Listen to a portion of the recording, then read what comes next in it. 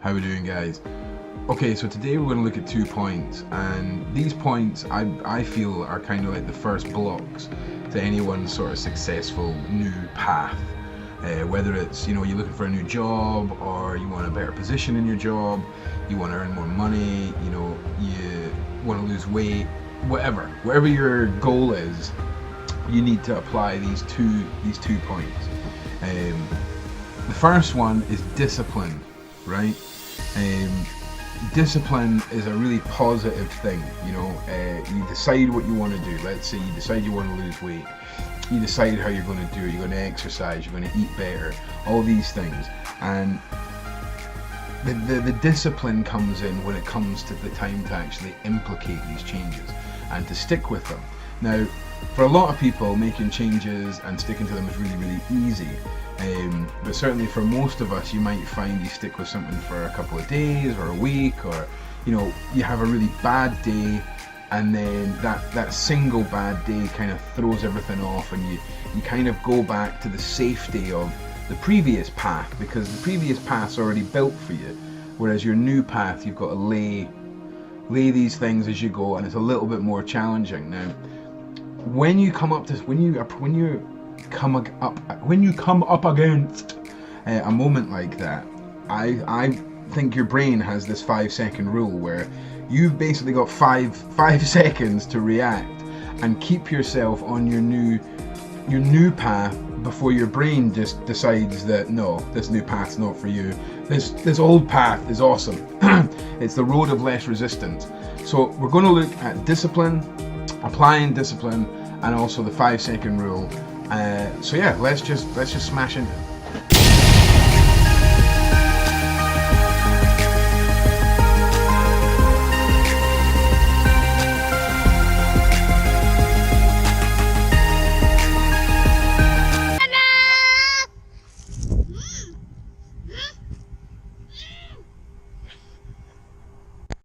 Okay, so the first thing I can teach you about discipline that I've applied to myself and the things that I've learned from it are, I made the change about 2-3 weeks ago to try and really dedicate myself to this new path. And the discipline that you need to learn to just get through each day and change your old habits is kind of hard. But once you get a hold of it, it becomes second nature. It is like riding a bike. It's just a matter of retuning yourself a bit.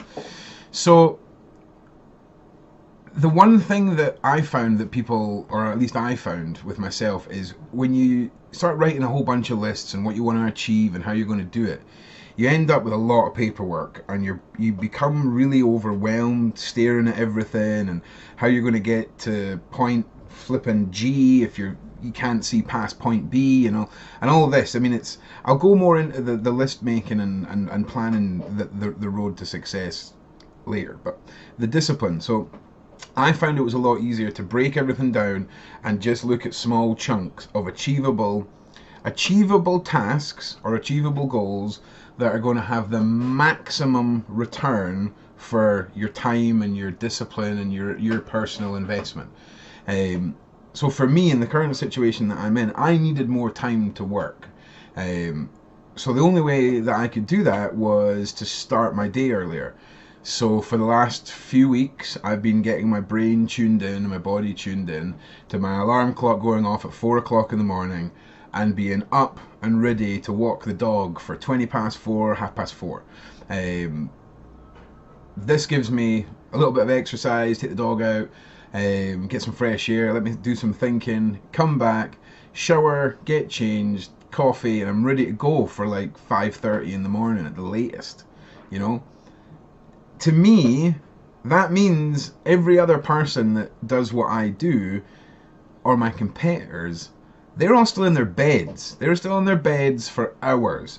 So getting ahead of the competition, being the first one in the door, when you're self-employed and it's just you, that is what is meant by be the first one through the door. Maximize your day. Have the time to think. Having those. When I'm ready to go for 5:30, I know I've got 2.5, 3 hours before my children wake up, and then once they are up, The next sort of hour and a half to 2 hours in the morning is really easy to manage because they're chilled out, they're having their breakfast. You know, sometimes they'll be jumping in the bath, all the rest of it. It's easy to manage. So there's little bits I can get tied up there.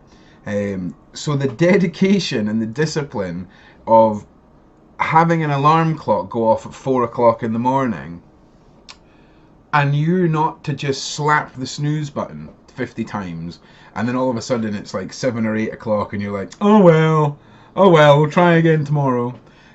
You know, it's better to try and fail than not try, first of all. But get some discipline to where you say to yourself, right, the alarm clock's going to go off at 4. I'm going to give myself till maybe 3:30 the first couple of days. Give yourself a bit of leeway so you can still be like, I did it! But that's what I did. And now my alarm clock goes off at 4. I can just jump out of bed and I'm good to go. So it doesn't take long. And now that time in the morning where there's no sound, it's silent, you know, I can plan, I can have my thoughts. Another thing is, don't touch your mobile for like the first half an hour to an hour at least of your day. Just don't touch it. Don't check anything, don't scroll anything. Have your first hour of the day be in the real world, okay? Where you're interacting with real things, real people, creatures, your pets, your kids, whatever. Make that your top priority. Discipline again, not to touch the phone, all right? Just try it. You've nothing to lose. This is all free. It's all free, and you've nothing to lose. So I started my day earlier. It's given me much more control over my work life. It's given me much more control over being able to balance the kids, Rach being in hospital, and still obviously earn some money. So for me, that's where my personal discipline took its first step, was with retuning myself to be up in the morning and functioning super early, okay? And I'm going to build on that over time, you know, building it over time, especially when I've got a bit more flexibility, when Rach is better, when she's out of hospital, all the rest of it's going to be much easier. But for now, that's certainly what I'm doing, and that gives me back my work day, and it gives me, you know, by the time I get to like 12:30, 1 o'clock, when I've got to go and take Odin to nursery, like I'm pretty much done from my leather crafting side of the day, and I can focus on marketing, I can focus on preparing more plans and lists for myself, I can develop personal projects, I can work on do more client work if I have the time, or if I feel like the kids aren't going to be running crazy. And I say something else, it's all weather pending as well for me, because if it's a sunny day, I can spend all afternoon outside in the garden with the kids hand stitching my work. You know, there's a lot of variables that come into play, but the discipline and the start point remain the same regardless of the variables. So that for me was the first starting place. I told myself if I could convince my brain to get my ass out of bed every morning at 4 o'clock, then anything else is going to be easy, all right? We'll talk about eating frogs later, metaphorical frogs, but we'll get to that. So that's my personal point and my first steps into discipline. Write down what you want to achieve.